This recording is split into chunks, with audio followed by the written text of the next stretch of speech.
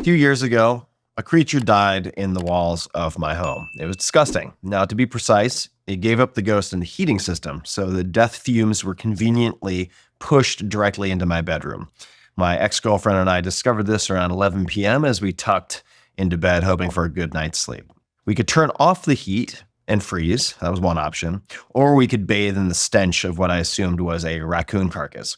And the whole thing made my eyes itch. It was horrible. I imagined it downing its last meal, pig entrails, moldy socks, fermented beans, who knows, before defiantly jamming its bloated body into my HVAC. Don't worry, we are getting to some kind of lesson here. But the kamikaze raccoon was just the first surprise guest, the opening act. In short order, my dog then got horribly sick, unrelated to raccoon. Overdue paperwork started piling up, popping out of nowhere, and onboarding a bunch of new contractors ran into trouble. Then I pulled out of a parking spot and scraped the entire side of my car and the car next to me. Later that same afternoon, all these Christmas presents I had ordered somehow had run out of stock and were auto-canceled, so I was sent scrambling. And on it went, more and more clowns piling into the clown car for a shit show that lasted 3 to 4 weeks. It was just a 15-car pileup of nonsense.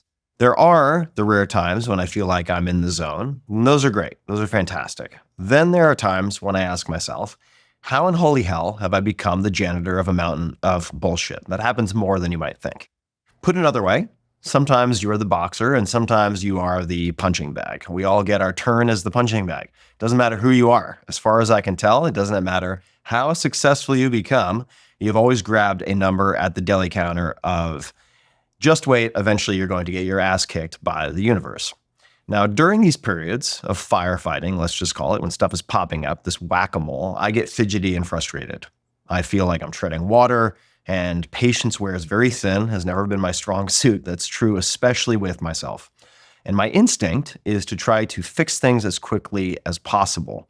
And that's all well and good, but I've realized that from a place of what the fuck, I often rush and create more problems. This is particularly bad, catastrophic sometimes, when I try to sprint immediately upon waking up.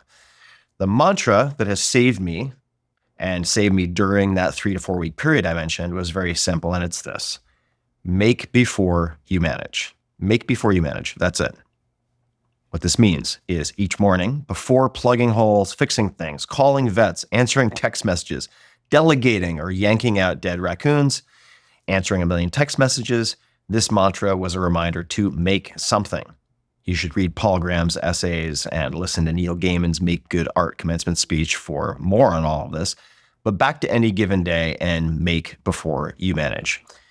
Even the most time-sensitive items can usually wait 60 minutes.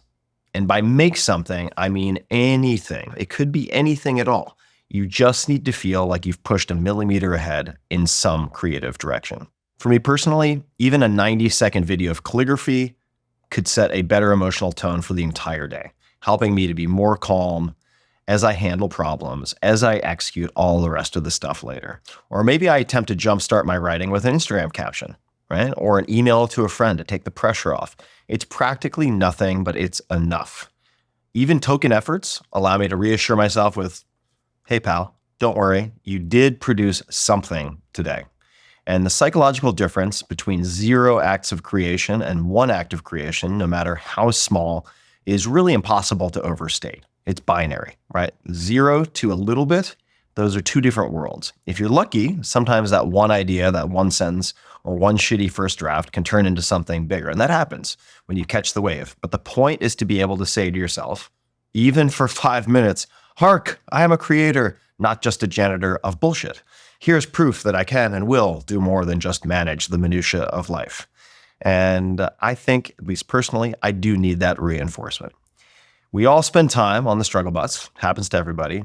At the very least, this mantra has helped me to find a window seat when it's my turn. So, as a reminder, when in doubt, try it out, make before you manage.